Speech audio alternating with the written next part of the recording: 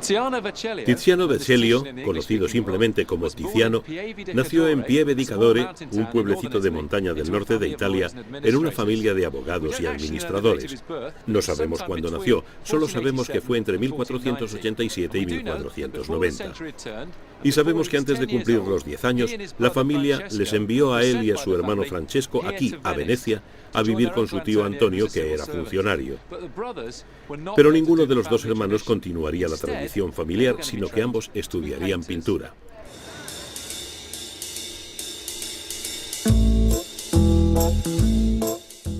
Venecia era el mejor lugar. En los últimos siglos, la República Veneciana había sido uno de los estados más poderosos de Europa, un enorme imperio comercial que dominó el Mediterráneo oriental hasta Chipre. Para el joven Tiziano, llegado hacia 1500, Venecia era una ciudad opulenta, bella y adelantada, con múltiples oportunidades para ganar dinero. Tiziano, un niño prodigio, trabajó en algunos talleres de pintura de segunda fila antes de ser aceptado por el anciano Giovanni Bellini, el artista principal de Venecia. A principios del siglo XVI, la pintura veneciana empezaba a desarrollar sus características propias que la apartaban de las preocupaciones del arte de la Italia central por el dibujo. La pintura veneciana mostraba un dominio del color y la obsesión por los efectos de luz. La luz, reflejada en canales y lagunas, invitaba a los pintores a reflejar su calidad. Ese color rivalizaba con el de las telas y joyas que se importaban de Oriente. El clima húmedo de Venecia hacía difícil la pintura al fresco, basada en pigmentos solubles en agua aplicados en paredes recién enlucidas. Los venecianos experimentaron más que los demás italianos con la pintura al óleo sobre tela y no sobre paneles de madera. Tiziano desarrolló esta innovación más que cualquier otro artista de su tiempo. Ya en la adolescencia, Tiziano empezó a trabajar con Giorgione, el valor en alza de la pintura veneciana, de quien aprendió mucho. Esto es evidente incluso en una obra temprana como La Virgen con el Niño, la Zingarella, pintada alrededor de 1510, en la que demuestra un notable dominio del óleo, una armonización de los colores complementarios y un gran interés por la composición del paisaje. Otro paisaje idealizado sirve de fondo para el Noli Me Tangere, un episodio bíblico. Los personajes están integrados en el entorno. El sudario de Cristo resucitado trae el cielo a la tierra con sus sombras azuladas. El sol que brilla en la cabellera de la Magdalena se reproduce en los tejados de paja de los edificios del fondo. En 1514, 4 años después de que Giorgione muriera en la terrible peste que asoló la ciudad, Tiziano abrió su propio taller. Sus rivales artísticos habían abandonado Venecia, habían envejecido o habían muerto de peste, lo que contribuyó al meteórico éxito de su taller.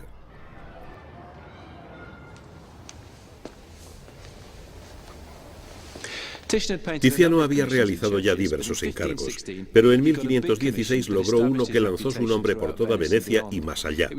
Fue en la iglesia de los Frari con esta obra, La Asunción.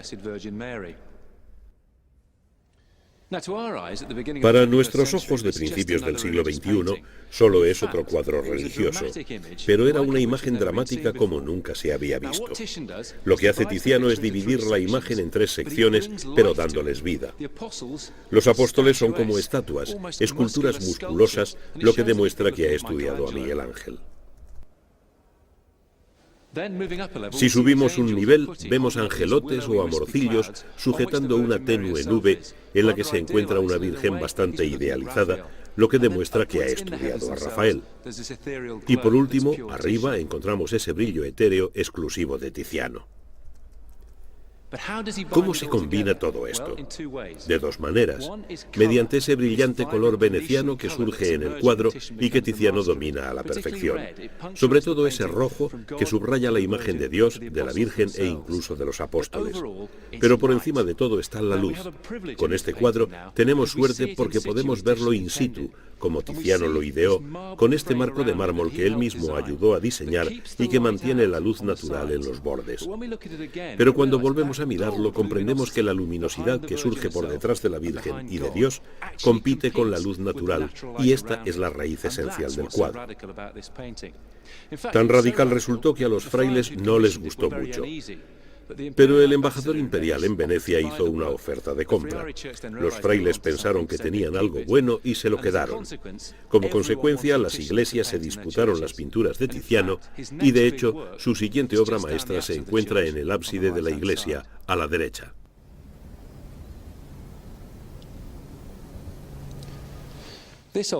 Este retablo fue un encargo personal de la familia Pesaro, que en 1518 había entregado una bonita suma a la iglesia de los Fradi, por lo que el retablo se convirtió en un monumento perpetuo a la familia y a sus descendientes. Un año después, encargaron a Tiziano una pintura que conmemorase a la familia y a la Inmaculada Concepción, a quien se dedicaba el retablo en un principio. Vemos a la Virgen María con el Niño Dios rodeados por santos, San Francisco, San Antonio a la derecha y San Pedro en el centro, sentado en un escalón por debajo de ella con las llaves del paraíso. Un detalle gracioso es que la leyenda cuenta que el personaje con barba no solo es un santo, sino que podría ser un autorretrato del propio Tiziano. Este es un cuadro de tonos más sombríos que la Asunción y sin embargo parece vivificado por el color, por ese rojo constante pero equilibrado con gran precisión por su complementario el verde. Observen cómo los azules y naranjas combinan también perfectamente. Tiziano experimenta con otros dos efectos para el acabado perfecto de la obra. En lugar de situar la imagen sacra perpendicular al plano, que era lo habitual, la gira un poco. Los escalones forman un ángulo de 45 grados, lo que da una sensación de profundidad. El segundo efecto son las columnas. Los rayos X han demostrado que probó diferentes soluciones. Su primera idea fue pintar un ábside para que la pintura reflejara la forma del marco del retablo.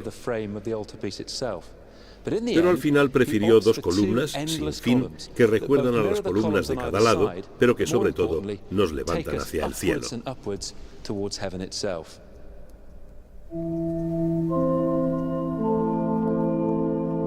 Una de las razones de la rápida fama de Tiziano fue su amplia y variada producción.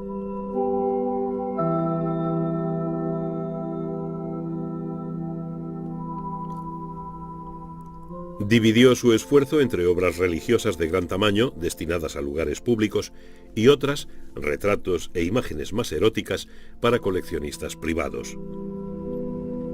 El cuadro de Flora se pintó hacia 1520 y es un ejemplo de retrato cortesano. Se cree que el cliente lo encargó para ponerlo en su dormitorio. Este tipo de imagen se había popularizado mucho en la Venecia del siglo XVI.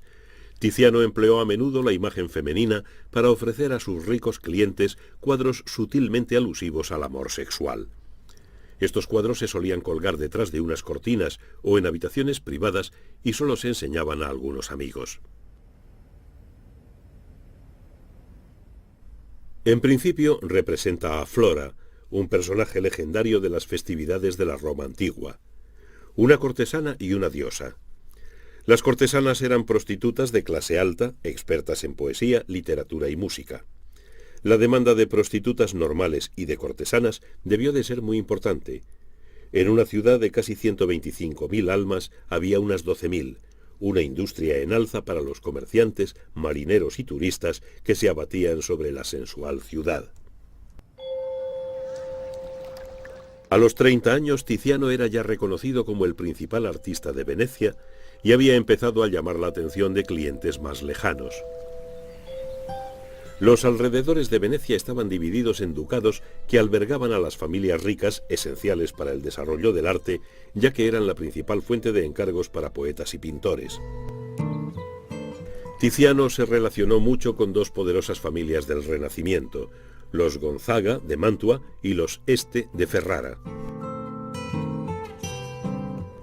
El duque de Ferrara encargó a Tiziano una serie de obras para su gabinete y el veneciano le entregó 3 deliciosas escenas mitológicas dedicadas a las festividades orgiásticas y al amor.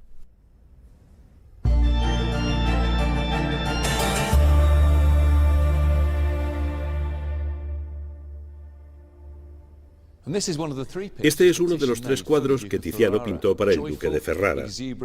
Alegre, exuberante, algo enloquecido. Cuenta la historia de Baco y Ariadna, y es un cuadro narrativo lleno de detalles, de vida y de energía. Lo que hace Tiziano es tomar un tema tradicional de la historia del arte y de la mitología y revitalizarlo por completo. El episodio transcurre en la isla griega de Naxos, en donde Ariadna se despierta para descubrir que su amante Teseo la ha abandonado. Después de pedirle ayuda para matar al Minotauro, Teseo la abandona y Tiziano lo recuerda pintando un barco que se aleja hacia el horizonte y que es el símbolo del amor perdido. Pero entonces aparece Baco, el dios del vino y de la inspiración, para seducirla o simplemente raptarla. De modo que al despertarse, Ariadna no solo advierte su pérdida, sino que se encuentra ante este hermoso y joven dios y su séquito de lunáticos poseídos por el frenesí de la bacanal. Hay algunos borrachos, hay uno montado en un burro al fondo, otro llevando un barril, otro blandiendo un cuarto de la vaca que acaban de despedazar en su frenesí y una cabeza cortada en primer plano. El cuadro está lleno de símbolos. En el cielo puede verse una constelación destacando sobre el azul, aunque parece que estemos a pleno sol. Este símbolo está muy claro. Cuando finalmente Baco y Ariadna acaben casándose, como regalo de boda, él le entregará una diadema o corona con joyas que luego, según el mito, se transformará en una constelación y por eso figura sobre sus cabezas como símbolo de esa unión, una especie de anillo de compromiso.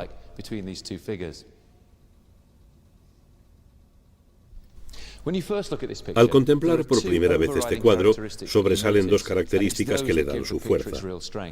La primera es el color. Incluso en esta primera época, Tiziano es un maestro colorista. Estos preciosos azules oscuros, resaltados por el naranja complementario o contrastados con los rojos y los verdes. Siempre hay un fabuloso sentido del equilibrio del color y de hecho el cuadro parece iluminado por detrás. Muestra un llamativo sentido gráfico de la luminosidad. La segunda característica es la captura del instante, como si una fiesta enloquecida se detuviera al apretar el botón de pausa en un vídeo. Este es uno de los grandes momentos suspendidos en el tiempo de la obra de Tiziano. Y con ello Tiziano da un nuevo vigor al tema. Hay miles de pinturas mitológicas en la historia del arte, pero muy pocas con una energía visual comparable.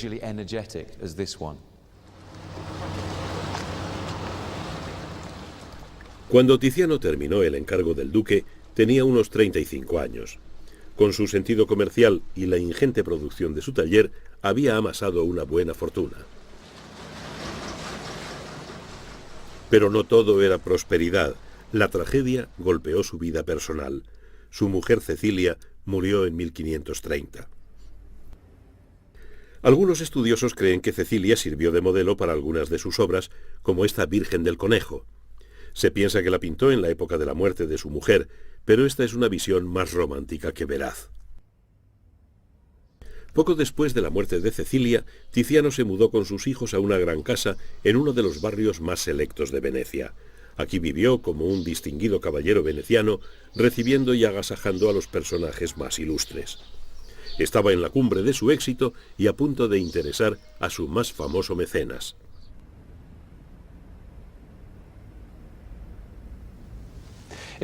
En 1530 Tiziano viajó a Bolonia para asistir a la coronación de Carlos V y allí conoció al nuevo emperador del Sacro Imperio, el hombre más poderoso del mundo.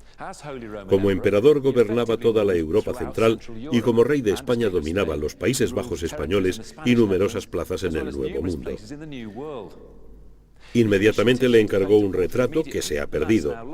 Pero 3 años después, Tiziano inició una serie de retratos reales, de los que este es el más importante e impresionante. Fuera de lo común, es una imagen a tamaño natural del emperador, cuya actitud sugiere una autoridad serena y fuerte. De cerca, las pinceladas parecen ligeras como plumas. Más lejos, la imagen cristaliza. Carlos surge de la oscuridad del fondo hacia la luz. Este cuadro fue un gran éxito para Tiziano. Fue invitado a ser pintor de la corte y condecorado con la Espuela Dorada, lo que le daba los derechos de todo cortesano. Se estaba convirtiendo en una importante pieza de la maquinaria imperial de propaganda. En una época sin fotografía, los retratos del emperador extendían su autoridad a lugares en donde él no podía estar. Todo esto hizo de Tiziano el pintor más solicitado de Occidente y por tanto un artista que podía elegir sus encargos en lugar de depender de la voluntad ajena. La lista de clientes de Tiziano es como el quién es quién de la Europa de mediados del XVI. Además de su relación con Carlos V y de sus visitas a los Gonzaga de Mantua, Tiziano también dedicó su tiempo a la dinastía de la Rovere de Urbino.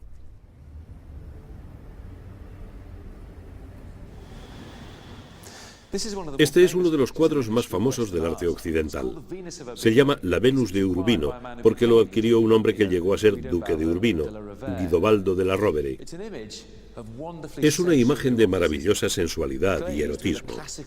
A la manera clásica se la llama Venus, pero puede ser cualquier mujer, una hermosa figura recostada sobre una cama, cubriéndose el sexo, pero al mismo tiempo atrayendo nuestra mirada y devolviéndola con una descarada indiferencia.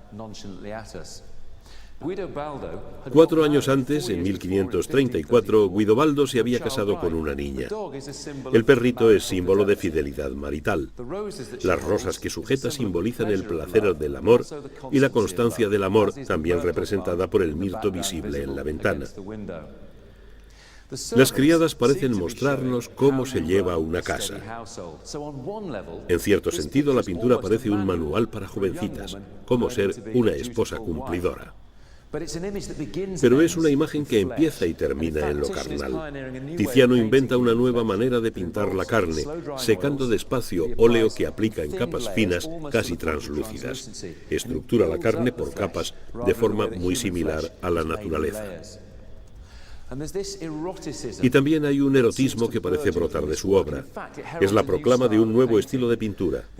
Tanto como un manual para que las jovencitas aprendan a ser buenas esposas, es una pintura de carácter privado y como tal señala un hito en la historia del arte erótico. Es un cuadro que ha sido reinventado y reinterpretado y que ha obsesionado a artistas como Goya, Manet, Picasso y muchos más.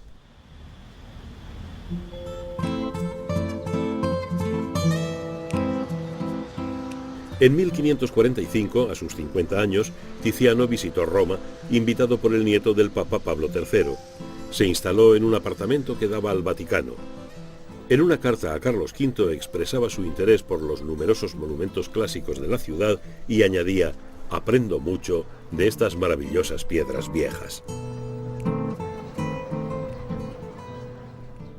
Pero el principal motivo del viaje eran los encargos, y allí pintó retratos de la familia Farnesio, entre cuyos miembros se contaban algunos cardenales y el propio Papa.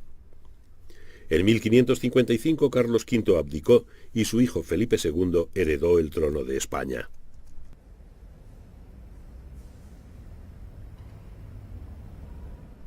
Tiziano descubrió que Felipe era un mecenas tan entusiasta y poderoso como su padre, y para él creó algunas de las obras más espectaculares y ambiciosas de su vida.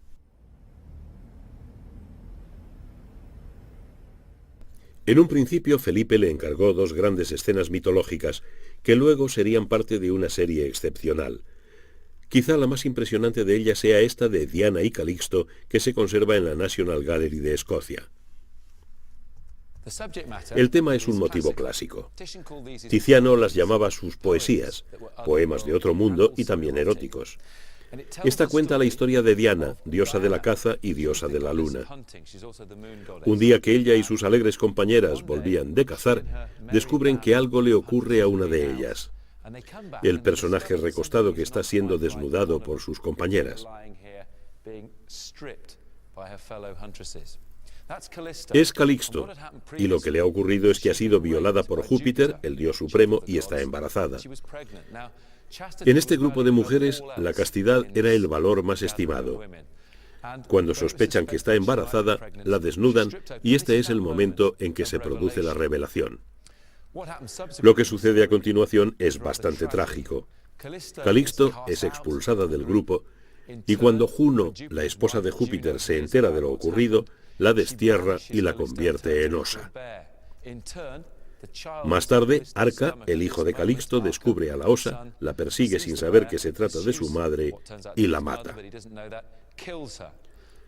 Cuando Júpiter lo descubre todo, a modo de compensación, transforma a Calixto en una constelación celeste, la Osa Mayor.